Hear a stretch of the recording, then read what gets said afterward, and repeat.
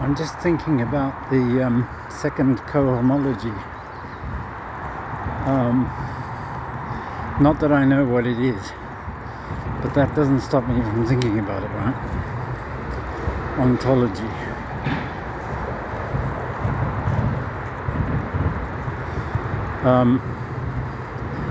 That diagram I drew for the foundation, the loop, the kind of double loop, it was very, very easy to draw, because if you just do the obvious thing on square graph paper by only joining vertices on squares, you'll be able to copy it very easily. So I'm wondering if that is enough of an invariant that you could project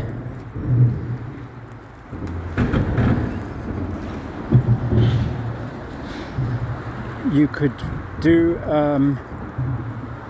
what are they called? What are those projections that are on the corner?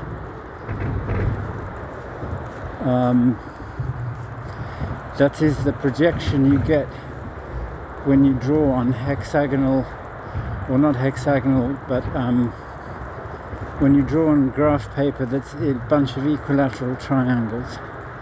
I mean, it is a hexagonal grid, but if you divide the hexagons into 6 triangles,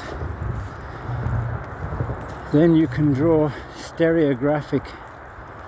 Is that what they're called? Stereographic projection?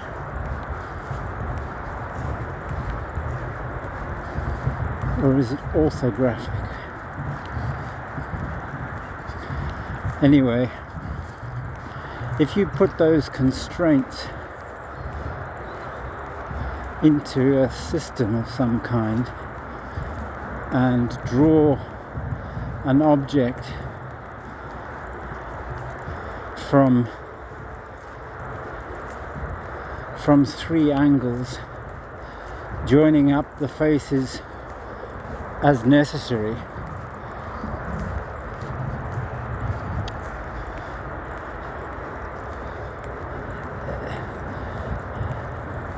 it might come up with an impossible object, and that object might be some sort of cohomology. If I've understood what the first cohomology really is, because the coverings, and I think by covering he just means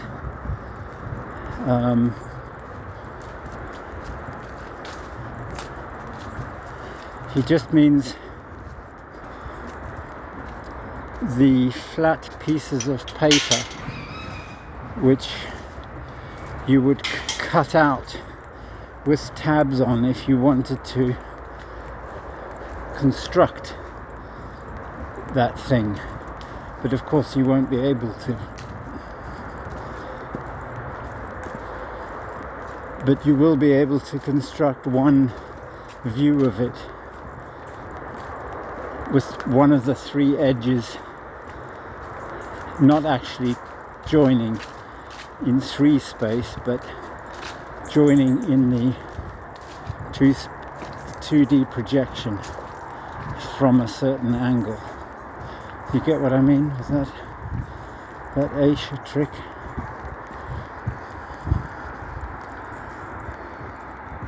Of course, I should just get the paper and get out, even if I just got out Inkscape. Inkscape has that as a grid, but Inkscape's got so damned hard to use now. But you could try it with Inkscape. It was Inkscape that I used to draw the square version.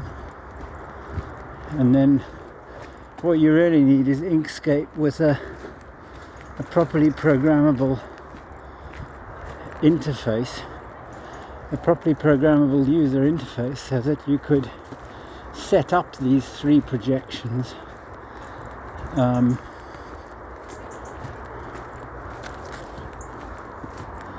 and do the thing 3 different. They might just be too terribly confusing, but do the thing in from 3 different angles at once.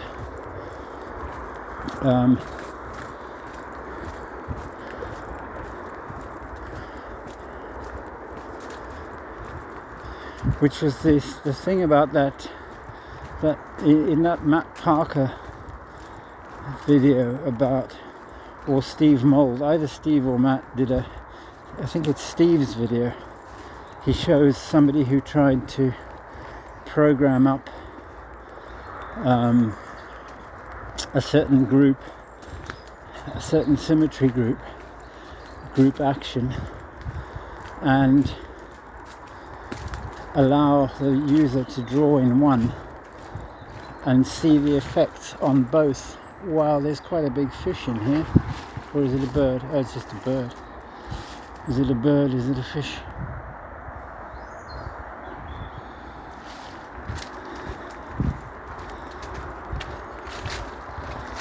There's Lissy again. Was that your song, Lissy?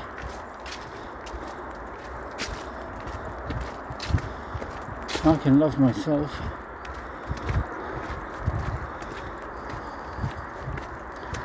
Oh babe, I tried to tune up this old Western steel strung guitar, and of course I went and snapped the E string. I don't know if I was tuning it some crazy high octave, but it snapped. Now I've got to buy a new set of strings for the guitar. They probably needed replacing anyway. I've watched a great video about how to do it. I just have to go into town, buy the strings and a crank with a peg lever on it, and maybe I'll buy some wire cutters as well. But you don't need those. You can just wind the excess up like a pro, can't you? Here we are, look, here's David Lynch.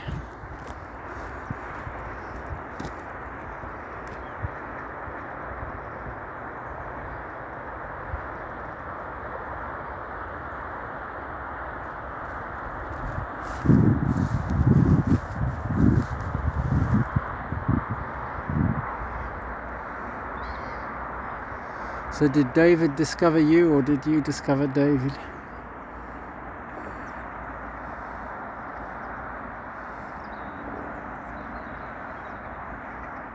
That big guy is just another gull, isn't it?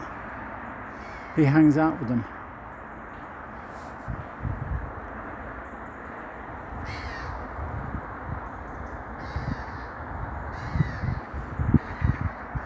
And all that's left are the ducks. So that's some sort of filter.